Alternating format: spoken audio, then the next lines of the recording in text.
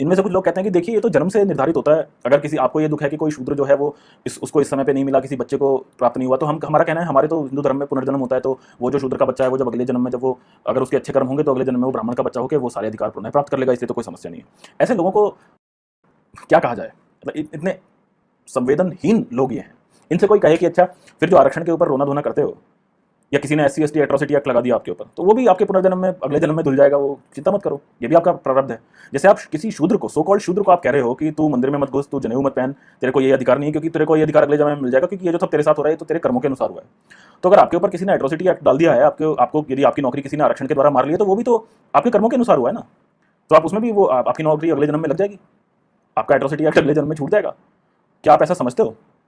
आप किसी दूसरे के बच्चे को उसके जीवन को सर्वनाश करने के बाद में, उससे सारे अवसर छीनने के बाद में आप उसके सामने ये बकवास करते हो कि तू इस जन्म में तेरे को कोई बात नहीं, कुछ नहीं मिला तो तेरे को अगले जन्म में मिल जाएगा। किसने देखा अगला जन्म? आपने देखा? क्या आप गारंटी करते हो?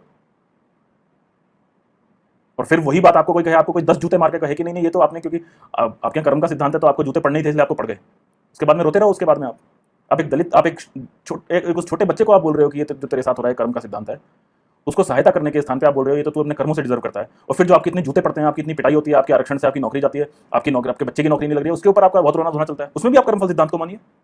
तो ये इस झूठ को बंद कीजिए। किसी मेरिट वाले की नौकरी किसी के कारण जाए वो भी ठीक नहीं है, परंतु उसके पहले जो पाप हुआ है, आपने जो उन करोड़ों बच्चों पे जो वेद बंद किए हैं, वेद की पाठशालाएं बंद की हैं, अपने गुरुकुल बंद किए हैं उन बच्चों के ऊपर, उसको आप उसका परिमार्जन कीजिए। जन्म आधारित जातियों को तोड़िए। इस जन्म के ये वर्ण का अर्थ होता है चुनना, तो मैं अपने पुरुषार्थ से, मैं अपने कर्मों से ईश्वर के जिस जिस गुणों को चुन लूं वे मेरे वर्ण हो जाएंगे। मैं एक साथ चारों वर्णों में रहता हूं, क्योंकि मेरे पास एक साथ सिर भी है, मुख भी है, हाथ भी हैं, पेट भी है, पैर भी है, इसलिए मैं चारों वर्णों में एक साथ हूं। यह वेद का संदेश है।